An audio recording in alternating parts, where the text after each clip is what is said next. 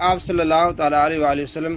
کثرت کے ساتھ اس مہینے میں روزہ رکھا کرتے تھے۔ اس کی وجہ کیا ہے؟ وہ بھی نسائی شریف میں حدیث ہے 2359۔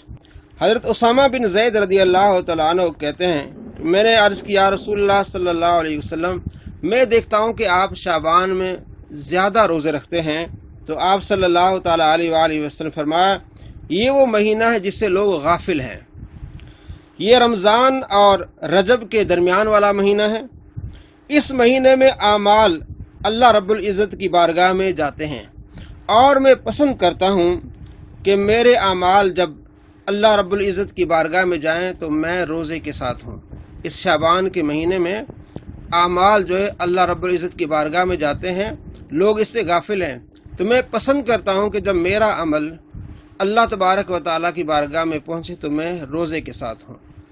اور اسی طرح مجمع الزوائد میں حدیث ہے مسند ابو یعلا کی، جس کو امام حیثمی نے فرمایا ہے کہ صحیح حدیث ہے۔ اس میں ایک راوی ہے جس کے بارے میں بعض محدثین نے اس پر جرح کی ہے، لیکن فرمایا کہ اس کی توثیق ہو چکی ہے اور یہ صحیح حدیث ہے۔ مجمع الزوائد حدیث نمبر ہے 5156۔ حضرت عائشہ رضی اللہ تعالیٰ عنہ بیان کرتی ہیں کہ میں نے عرض کیا رسول اللہ،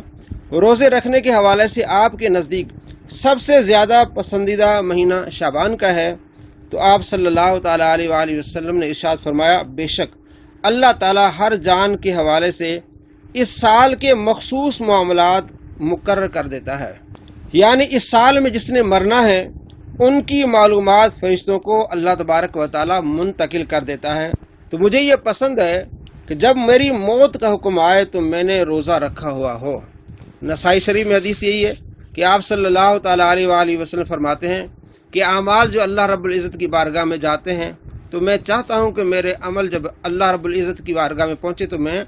روزے کے ساتھ ہوں۔ وہ حسن حدیث ہے اور یہ صحیح حدیث ہے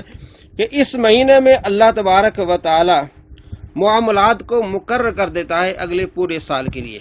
ویسے تو اللہ تبارک و تعالی نے جب انسان کو تخلیق فرماتا ہے اس وقت سے لوگوں کے اعمال مقرر کر دیتا ہے پوری زندگی کے، کہ اس نے یہاں مرنا ہے، اس کو اتنا رزق ملے گا، یہ سعید خوش نصیب ہوگا یا بد نصیب۔ مسلم شریف میں حدیث ہے اور بخاری شریف میں بھی حدیث ہے۔ بخاری میں اس حدیث کا نمبر ہے 6594 کہ آپ صلی اللہ تعالیٰ علیہ وآلہ وسلم نے ارشاد فرمایا، تم میں سے ہر ایک کی تخلیق اس کی ماں کے پیٹ میں اس طرح مکمل کی جاتی ہے کہ وہ 40 روز تک نطفہ رہتا ہے، پھر اتنی مدت جمع ہوا خون رہتا ہے، پھر اتنی ہی مدت گوشت کا لوتھڑا رہتا ہے، پھر اللہ 4 باتیں لکھنے کے لیے اس کی طرف ایک فرشتہ بھیجتا ہے، بس وہ اس کا عمل، اس کی عمر، اس کا رزق اور اس کا بد نصیب یا سعادت مند ہونا لکھتا ہے، پھر اس میں روح پھونک دی جاتی ہے، یعنی پوری زندگی کے لیے عمل لکھ دیا جاتا ہے۔ لیکن ہر سال کے لیے اللہ تبارک و تعالی ایک الگ بجٹ بناتا ہے جس میں اس سال میں کتنے لوگوں نے مرنا ہے، کس کو کتنا رزق ملنا ہے۔ یہ مجمع الزوائد سے یہ حدیث صحیح سے ثابت ہے کہ اللہ تبارک و تعالی اعمال مقرر فرماتا ہے اس مہینے میں، یعنی شعبان کے مہینے میں۔ اب اس مہینے میں وہ دن کون سا ہوتا ہے، وہ تاریخ کون سی ہوتی ہے؟ یہ حدیث ہے امام بہقی نے روایت کی ہے فضائل الاوقات،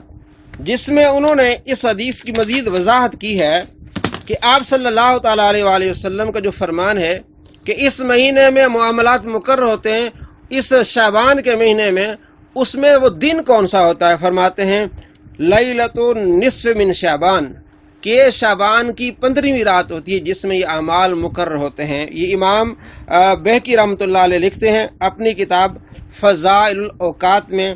حدیث نمبر ہے 26۔ تو ایک تو شعبان کی تعظیم اور شان کا پتہ چلا کہ آپ صلی اللہ تعالیٰ علیہ وآلہ وسلم اس مہینے میں کثرت کے ساتھ روزے رکھا کرتے تھے، اور اس کی وجہ یہ ہے کہ اعمال اللہ رب العزت کی بارگاہ میں جاتے ہیں۔ اور دوسری وجہ اس میں مجمع الزوائد میں جو حدیث ہے کہ اس مہینے میں پورے اگلے سال کا بجٹ تیار ہوتا ہے کہ اس سال کس نے مرنا ہے، کس نے زندہ ہونا ہے۔ آپ صلی اللہ تعالیٰ علیہ وآلہ وسلم ارشاد فرماتے ہیں کہ پھر میں چاہتا ہوں کہ میرا نام اعمال اس حال میں لکھا جائے کہ میں روزے کی حالت میں ہوں۔ شعبان کا مہینہ،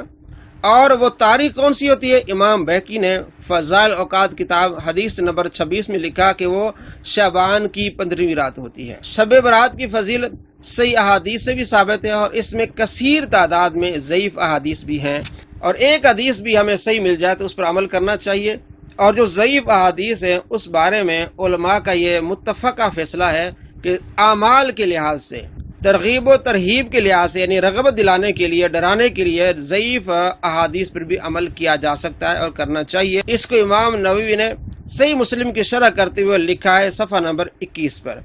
ایام شعبان میں جو مہینہ، اس میں برکت والا مہینہ ہے، اس میں جو 15ویں رات یعنی شب برات والی رات ہے، اس بارے میں جو احادیث ہیں وہ آپ کے سامنے شیئر کرتے ہیں کہ آپ صلی اللہ تعالی علیہ وآلہ وسلم نے اس کی کیا فضیلت بیان فرمائی ہے۔ ابن ماجہ میں یہ حدیث ہے 1390، حضرت ابو موسیٰ اشعری رضی اللہ تعالیٰ بیان کرتے ہیں کہ بے شک اللہ تعالیٰ نصف شعبان کی رات اپنی خاص رحمت کرتا ہے،